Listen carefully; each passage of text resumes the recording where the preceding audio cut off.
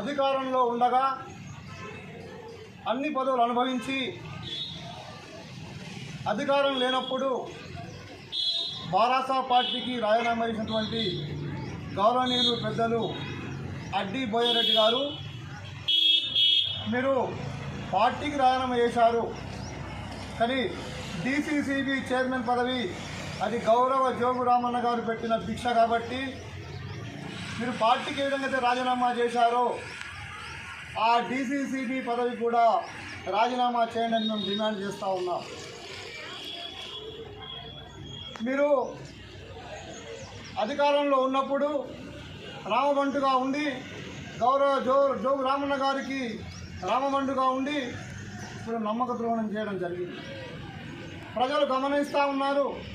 మీ స్వలాభం కోసం, స్వార్థ రాజకీయాల కోసం పార్టీ